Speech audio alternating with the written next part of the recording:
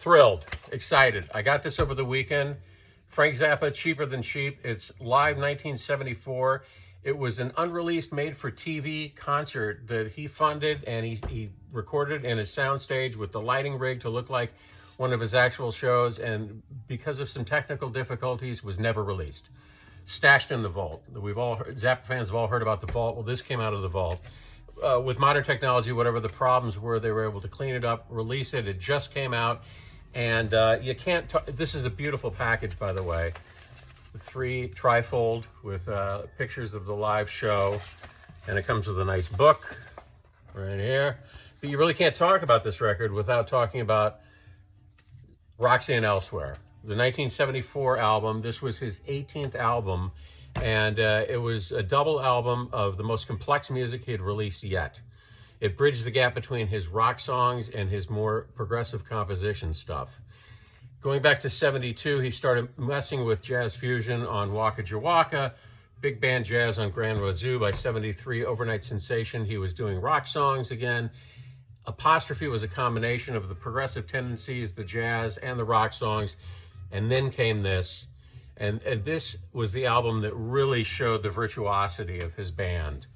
And a mention to Ruth Underwood, the percussionist on this, her marimba and vibraphone solos and playing on this album are just jaw-dropping. George Duke, who also played on the album, said, man, that band could play anything.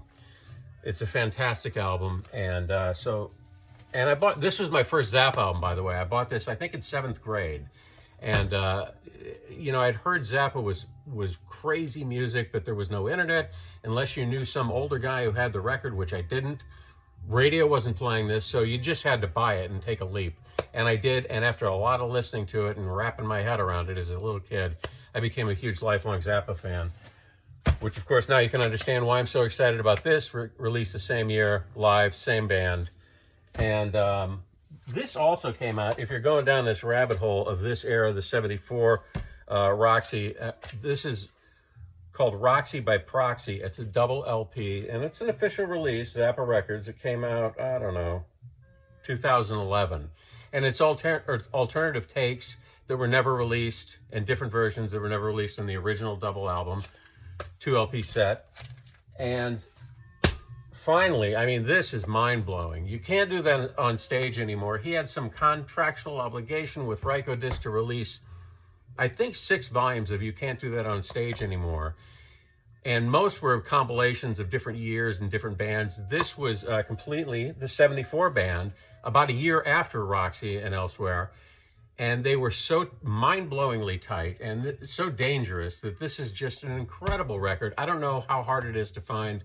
I'm assuming pretty hard to find. I had to, I think, buy this from Germany. This was not released on vinyl in the States, only CD through Rykodisc. If you could find it on CD, if you're a Zappa fan, you know the Roxy album. You don't know this. This is incredible. You know, don't cheat yourself. And that's about it as far as Frank Zappa. I got this Monster Skies on Finders Keepers Records, which they do reissues of bizarro and eclectic music. And this is electronic music and electronic rock from the 60s, 70s, and 80s.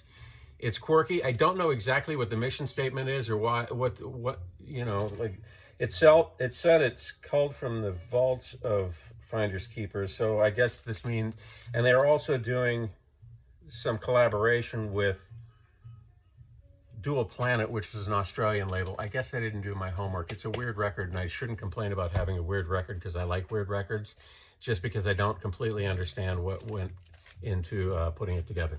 So give it a shot. Breaking Bossa, another one. I'm back to my bossa nova interest. Breaking Bossa is on Schema Records, the Italian label, and this is Italian bossa. Bossa nova being done by Italian artists, mixed with like deep house and a dance beat. And again, I said it last time, I'm not a dance guy, certainly not a house guy, but I like bossa nova, and this is kind of a fresh spin, a little electronics here and there, and great late night listening. And a couple other Schema bossa comps. These have nothing to do with dance music. They're just straight up recordings of the artist, mostly Italian, some from soundtracks, some from proper albums having nothing to do with soundtracks of Italians doing bossa nova. There you go on Schema Records. And that is it. Thanks.